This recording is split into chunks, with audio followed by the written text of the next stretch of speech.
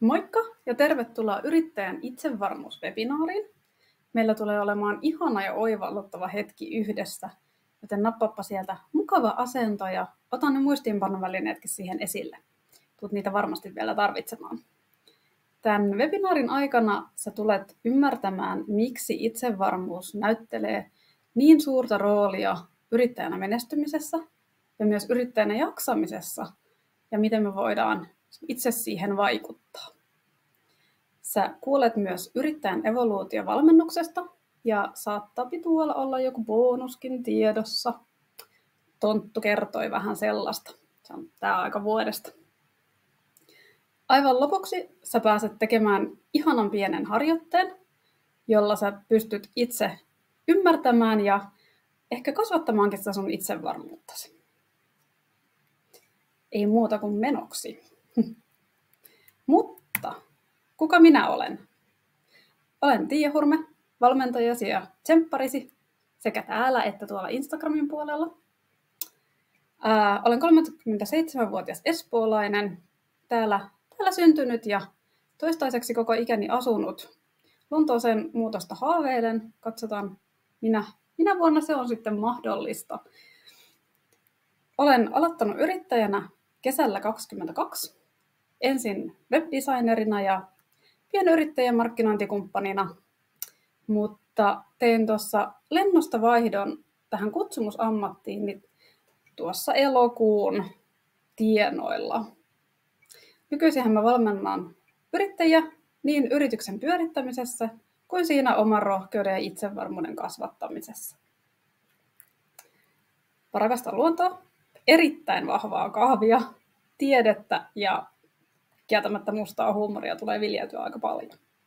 Kunnon salitreeni on myös aina ihan mahtava boosti päivään. Mainittakoon vielä, että kotona asustaa brittiläinen kissarouva nimeltä Lara. Häntä näkee tuolla Instagramin puolella aina välillä.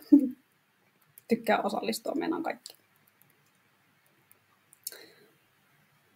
Mikä minä olen aiheesta puhumaan ja minkä takia oikeastaan teen sitä, mitä teen tänä päivänä? Mä olen ollut lapsena erittäin vahvasti koulukiusattu ja täysin nujerrettu. Mun koko minäkuvani on ollut aivan pirstaleena ja mä olen joutunut sen itse kasaamaan täysin pakkasen puolelta siihen, missä nyt ollaan. Mä olen pelännyt ihmisiä ja sosiaalisia tilanteita niin paljon, että mä en uskaltanut sanoa edes kaupan kassalle hei. Oikeastaan kaikki elämässä oli todella stressaavaa ja hyvin uuvuttavaa silloin, kun sä joudut koko ajan miettimään ja varomaan ja pelkäämään, että apua joudunko mä johonkin sellaiseen tilanteeseen, mistä mä koen, että mä en mukamas selviä. Mä siis tiedän todellakin, miltä se heikko itsetunto ja epävarmuus vaikuttaa ja tuntuu. Koko se kirjo, minne se ulottaa ne lonkenonsa. Mutta mä olen nostanut itseni sieltä näkyväksi ja kuuluvaksi. Ja saanut nähdä ja kokea myös samalla sen, mitä kaikkea hyvää ja ihanaa siitä seuraa meidän elämään. Viimeistään kuitenkin, kun mä lähdin yrittäjäksi, niin mä sekä kohtasin menneisyyteni, että oivalsin, kuinka suuri merkitys sillä, mitä me ajatellaan ja mitä me uskotaan, etenkin itsestämme, on siihen meidän menestykseen ja myös siihen meidän hyvinvointiin, mitä me jaksetaan yrittäjänä. Menestys, kun ei ole kasa tekoja, muutenhan me oltaisiin kaikki miljonäärejä. Siellä me oltaisiin mohitoja tuolla pahamaalla. Menestys on ensisijaisesti energiaa, se on uskoa, se on työtä myös. Mutta ennen kaikkea sitä, että me uskotaan meidän kykyihin, me uskotaan, että me pärjätään. Me uskotaan myös siihen, että kyllä, minä voin menestyä ja minä ansaitsen menestyä. Nykyisin mä vedän luentoja, webinaareja, IG-livejä, myös ihan puhujakeikkoja yleisön edessä ja tietenkin autan muita päästämään sen oman sisäisen kriitikkonsa sinne varhaiseläkkeelle, minne se kuuluukin.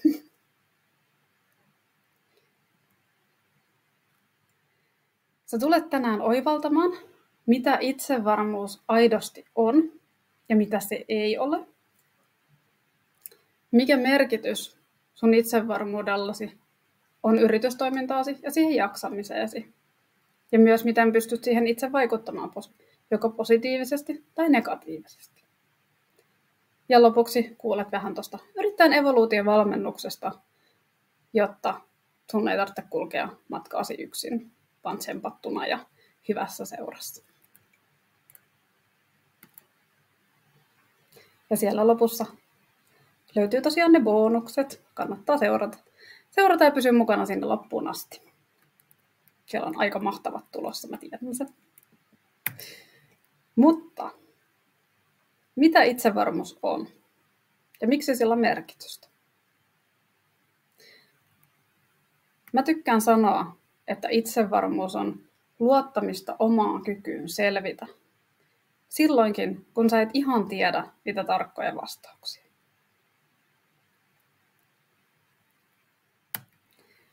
Itsevarmuus ei ole röyhkeyttä, huonoa käytöstä, keskisormen näyttämistä. Meillä on nykyisin aika paljon ihannoidaan ja on esimerkkejä tällaisesta niin sanotusta itsevarmuudesta. Mutta mä sanoisin, että tämä on oikeastaan kyllä epävarmuutta, joka yritetään naamioida itsevarmuuden naamariin. Itsevarmuus ei myöskään ole välinpitämättömyyttä muita kohtaan ja itsekkyyttä. Ja se ei missään nimessä ole pelottomuutta 24/7 ja semmoista rämäpäisyyttä. Sitä, että ei koskaan jännittäisi, ei koskaan pelottaisi, ei koskaan olisi epämukavuusalueella. Sen sijaan, mitä itsevarmuus on, se on lempeyttä ja armollisuutta niin itseä kuin muita kohtaan. Se on välittämistä omasta ja muiden hyvinvoinnista.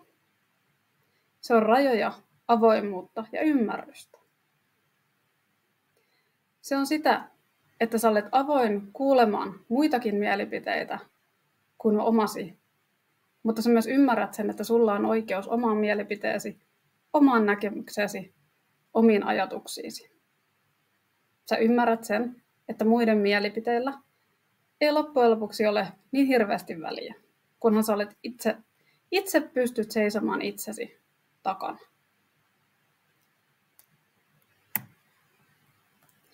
Ja itsevarmuus on rohkeutta tehdä, vaikka pelottaisikin. Luottaen siihen, että sä selviät ja sä pystyt selvittämään.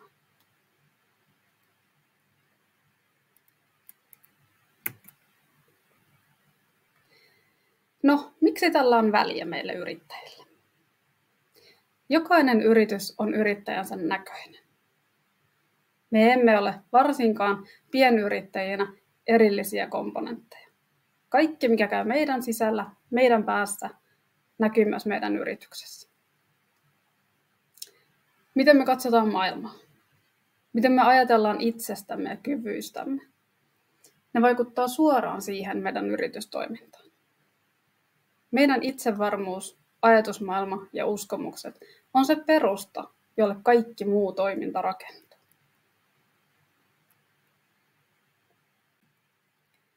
Itsevarmuus vaikuttaa muun muassa rohkeuteen tehdä yrityksen kannalta merkityksellisiä päätöksiä ja toimenpiteitä. Tämä lähtee aina palvelumuotoiluista alkaen. Minkälaisia palveluita me tarjotaan? Uskalletaanko me tarjota sitä, mitä me oikeasti halutaan tehdä, vai epäilläänkö meidän kykyjä siinä? Uskalletaanko me rajata meidän palvelut tarpeeksi tarkasti, vai yritetäänkö me tarjota kaikille kaikkea? 10 palvelua on parempi kuin 1. Sieltä nyt ainakin jokaiselle löytyy jotakin. Vai löytyykö?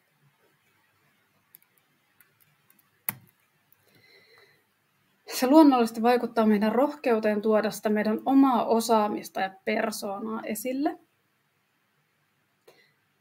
Jos ei me uskalleta puhua meidän ammattitaidosta, meidän palveluista, meidän omalla äänellä, omalla persoonalla, niin miten me voidaan kuvitella tekevämme kauppaa? Ei mitenkään. Se vaikuttaa rohkeuteen hinnoitella ne meidän palvelut sen todellisen arvon mukaisesti. Kun me ymmärretään meidän palveluiden arvo, todellinen arvo asiakkaalle, ja meillä on se rohkeus ja itsevarmuus myös pyytää se hinta, mikä me siitä ansaitaan, niin silloinhan myös meidän elämä yrittäjänä helpottuu huomattavasti. Me ei enää kituuteta siellä nälkäpalkalla ja stressata sitä, että voi vitsit, että millä mä maksan vuokran seuraavassa kuussa, kun se hinnoittelu on kohdilla. Itsevarmuus vaikuttaa rohkeuteen tarttua tarjottuihin tilaisuuksiin ja sanoa kyllä, vaikka pelottaisi, vaikka jännittäisi. Tällaisia tilaisuuksia esimerkiksi itselläni on ollut puhujakeikat. Kyllä, jokainen jännittää, ihan hirveästi. Mutta olen silti uskaltanut sanoa kyllä ja saanut sen kaiken hyvän, mitä siitä on saanut seurata. Ja se vaikuttaa siihen, miten me katsotaan tulevaisuuteen. Miten me nähdään se meidän ensi vuosi, seuraavat 5 vuotta. Uskotaanko me siihen, että meillä on kykyjä, jotka kantaa, meillä on taitoja, josta ihmiset on valmiita maksamaan tänä vuonna, ensi vuonna ja 5 vuoden päästä. Uskotaanko me siihen, että meillä on kyky selvitä, tapahtuu mitä tahansa.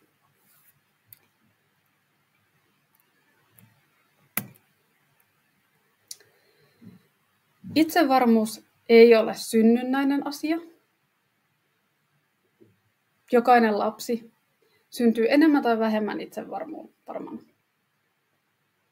Toisilla sitä on ehkä hieman enemmän kuin toisilla, mutta kaikilla sitä on. Ja koska se on opittu asia, me voidaan myös vaikuttaa siihen.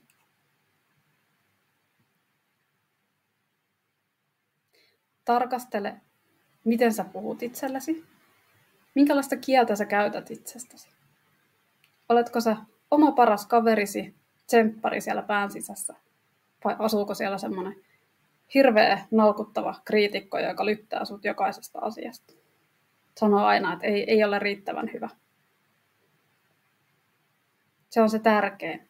Minkälaisia uskomuksia sulla on itsestäsi? Mitä mantroja sä toistat itsellesi? Miten sä ajattelet itsestäsi?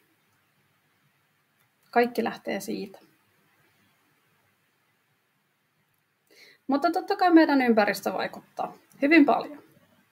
Siinä, missä se ympäristö on mahdollisesti lapsena onnistunut saamaan sut epäilemään kykyjäsi, niin se voi myös kannustaa ja tsempata. Ympäröi itsesi sellaisilla ihmisillä, jotka oikeasti tukee, riemuitsee sun onnistumisista, haluaa nähdä sun menestyvän. Pyristele eroon niistä negatiivinninneistä, jotka haluaa lytätä ja vähätellä.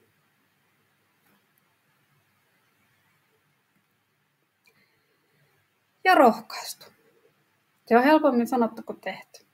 Mutta se, että sä pääset kokeilemaan ja ylittämään itsesi, saat niitä positiivisia kokemuksia. Ne vie hirveän paljon eteenpäin. Ne vahvistaa sitä sun uskoa ensinnäkin siihen, että sä pärjäät. Ja ne samalla myös romuttaa sitä ehkä aiemmin ollutta ajatusmaailmaa siitä, että sä olet jotenkin kyvytön tai sä et pysty johonkin. Mikäänhän ei toimi siinä paremmin kuin se, että sä huomaat, että hei hitsit, minähän tein sen. Vaikka asia oli ehkä semmoinen, minkä olisit vuosi sitten sanonut, että en ikinä tee.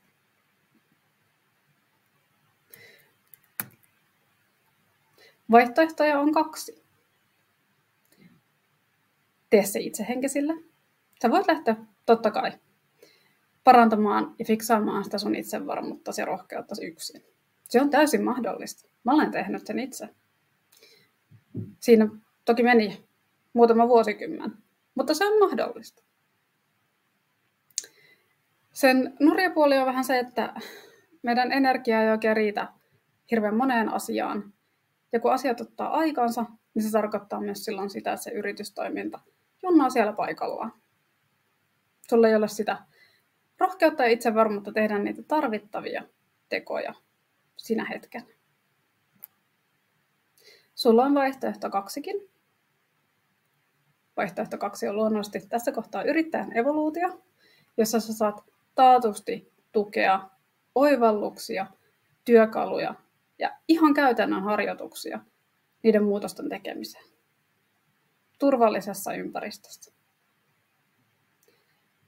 Sä kasvatat silloin samaan aikaan sekä sitä itsevarmuuttasi että sitä yritystoimintaasi.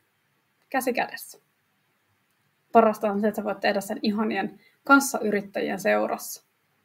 Mikä on sen parempaa kuin saada tsemppiä myös muilta. Ja päästä tsemppaamaan myös vastapuolisesti sitten toisia.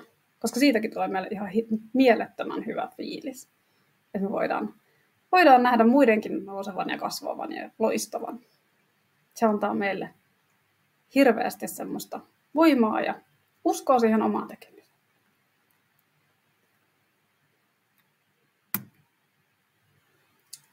Ennen yrittäjän evoluutiota, jos me nyt tarkastellaan asioita tästä kantista, niin sä teet mieluummin neutraalia ja hyvin tarkkaan harkittua sisältöä. Sellaista, joka ei suututa ketään. Valitettavasti se ei yleensä kyllä myöskään oikein kiinnosta ketään. Sä et oikein tiedä, miten sä kertoisit niistä sun palveluistasi, ilman että kaikki sun seuraajat katoaa. Aina kun me ruvetaan myymään, niin käy semmoinen kummakato tuolla Instagramin puolella. Vai käykö? Vedät hinnat mieluummin sinne alakanttiin. Ettei kukaan vaan pelästy, kun sä lätkäset hinnan pöytään ja sanot, että tämän verran. Ja se tulevaisuus tuntuu aika pelottavalta, huolettaa, stressaa, et oikein tiedä, että mitähän tästä tulee käymään. Se voi myös näyttää tältä. Sä uskallat tuoda rohkeasti sitä omaa persoonaasi esille ja puhutella just niitä sun tyyppejäsi. Et kaikkia, vaan juuri niitä, jotka on sun asiakkaita ja nimenomaan sun ihanneasiakkaita. Semmoisia tyyppejä, joiden kanssa haluat oikeasti tehdä töitä. Sä uskallat myydä ja puhua niistä sun upeista palveluistasi luonnollisesti ja silleen, että se koukuttaa, ei karkota. Sekin on meidän mahdollista. Sä uskallat hinnoitella ne sun palvelus kestävästi ja sä ymmärrät sen todellisen arvon, mikä sillä asiakkaalla on. Ja ennen kaikkea sä luotat itseesi ja kykyihisi selvitä, tapahtuu mitä vaan. Vaikka sä olisit epävarmalla maaperällä, niin sä tiedät, että sä pystyt selvittämään asiat ja selviämään niistä.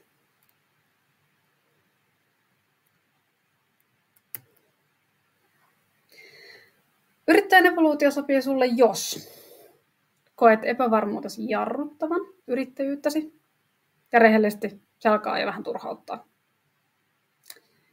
Esillä oleminen ja omien näkemysten ja sen persoonan tuominen tuntuu vaikealta, haastavalta, pelottavaltakin, mutta sä haluaisit muuttaa tilanteen. Sä ymmärrät, että siinä on avaimet sun menestykseen, mutta sä et oikein tiedä, miten sitä asiaa pitäisi lähteä purkamaan. Hinnoittelu pelottaa ja myyt aikaasi aivan liian halvalla. Kituuttaminen voisi varmaan jo riittää. Kaiken kaikkiaan sä oot aika hukassa sen yritystoiminnan kanssa ja se tulevaisuus tuntuu tosi epävarmalta. Ja ehkä se tärkein kuitenkin, sä haluat tukea. Sä haluat kasvaa, oivaltaa, oppia uutta. Ja olet myös valmis itse tukemaan toisia samassa tilanteessa olevia.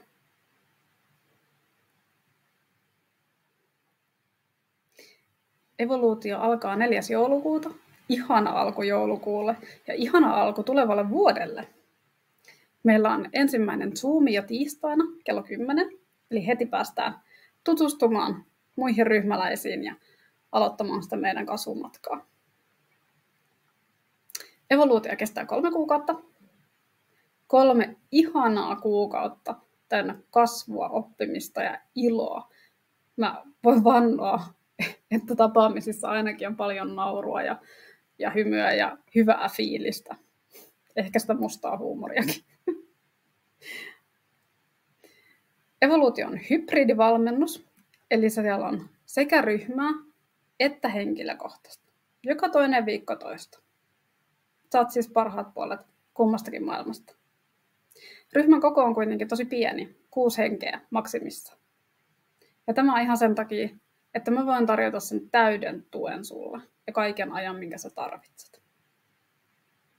Sulla on rajaton WhatsApp-tuki, viikoittaiset tapaamiset, aina saat ottaa yhteyttä, aina saat tukea. Koskaan et joudu jäämään yksin. Evoluution lanseeraushinta on 1 800 € plus alvit. Tämä on lanseeraushinta. Ensi vuoden puolella hinta tulee olemaan 2500, kenties jopa enemmän. Eli tämä on todella huokea tarjous just nyt. Kannattaa tarttua, jos oikeasti olet valmis laittamaan toisen vaihteen silmään ja pistämään ensi vuoden oikein kunnolla käyntiin. Mä ainakin olen. Maksun voi jakaa osiin, ettei tarvitse pelästyä, että pitää heti lätkästä setelipinkka tiskiin. Joskus se nopeus on hyvä, ei aina, mutta joskus. Jos varaat ilmaisen kartoitustapaamisen perjantaihin mennessä tai perjantain aikana vielä, niin aika upeat edut on tulossa. Siellä on tulossa ihan mieletön huijarisyndrooman opas ja työkirja. Todella hyvä. Mä oon itse asiassa itsekin saanut hyviä oivalluksia ja ajatuksia, kun olen tätä opasta kirjoittanut. Se on ehdottomasti semmoinen, mikä kannattaa. Ja ehkä se jonain päivänä saattaa olla ihan osa valmennustakin. Katsotaan. Sieltä tulee 60-sivuinen raha-mindset-opas ja työkirja vauraampaan huomiseen. 60 sivua uusia ajatuksia, paljon tehtäviä, millä pääset muuttamaan sitä sun omaa ajatusmaailmaa ja uskomuksia ja vapauttamaan energiaa ja ajatuksia nimenomaan siihen vauraampaan elämään. Sä saat 2 ylimääräistä 45 minuutin henkilökohtaista valmennustapaamista. Nämä voi pitää puolen vuoden sisällä valmennuksen aloittamisesta. Eli jos haluat, niin valmennuksen jälkeen voi ottaa vaikka semmoiset tsekkitapaamiset tonne huhtikuulle, maalis-huhtikuulle. Se onnistuu tosi hyvin. Bonusten arvo on yhteensä 350, eli lanseeraushinta, joka on huomattavasti normaali hintaa edullisempi, ja vielä nämä bonukset kaupan päällä. Jos itse miettisin, niin tarttuisin juuri nyt tähän etuun. Toi ilmainen kartoitustapaaminen ei sido mihinkään kumpaakaan osapuolta. Mä olen hyvin tarkka siitä, ketkä mä valmennuksen otan, jotta meillä on todella hyvä yhteyshenki ja ihana ryhmä. Sen tarkoitus on ainoastaan selvittää valmennuksen sopivuus juuri sulle ja ollaanko me mätsi.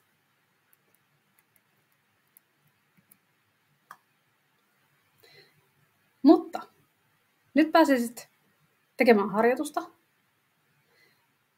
Nappaa jonkunnäköiset kirjoitusvälineet. Itse suosin kynää ja paperia.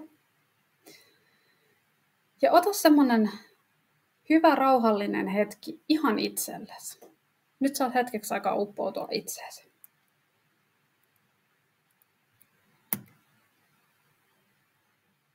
Lähdetään siitä. Helppo kysymys. Miten kuvailisit itseäsi? Missä sä olet hyvä? Mistä nautit? Mitkä on ne vahvuutesi? Mitkä sinä koet, että on sun vahvuutesi?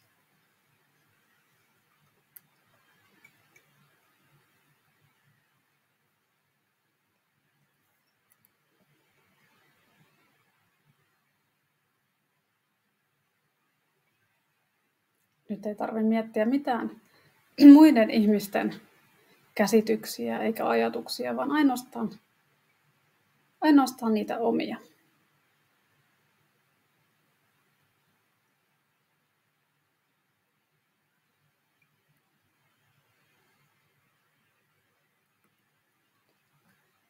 Sitten,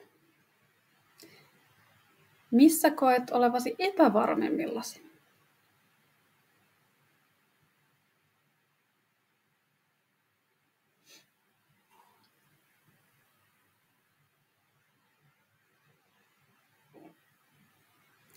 Ja mistä tuo epävarmuus kumpuaa?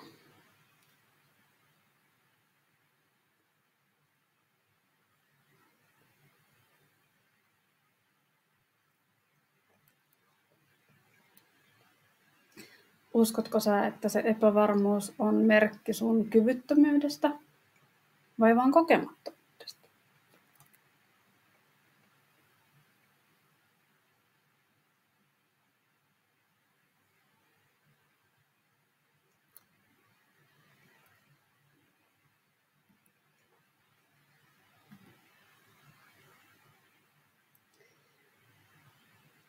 Mitä tekisit, jos sä eläisitkin rohkeudesta etkä pelosta?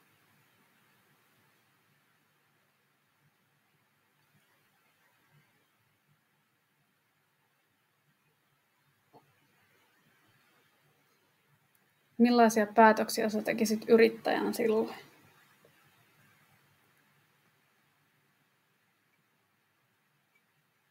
Mistä sä haaveilisit?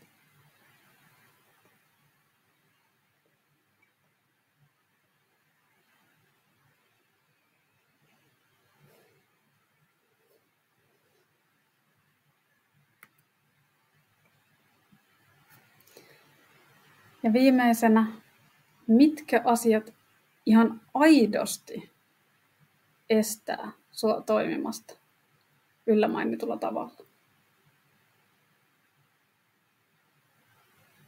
Minkä vuoksi tuo yllä mainittu ei voisi olla tosi?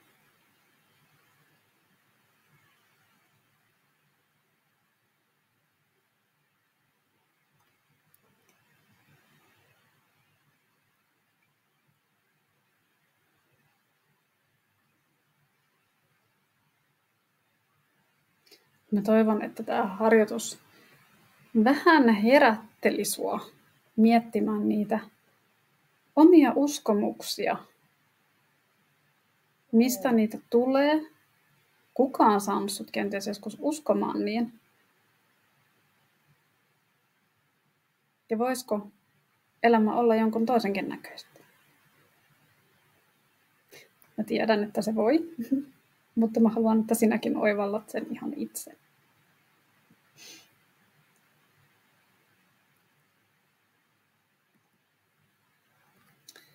Ihanaa, kun osallistuit.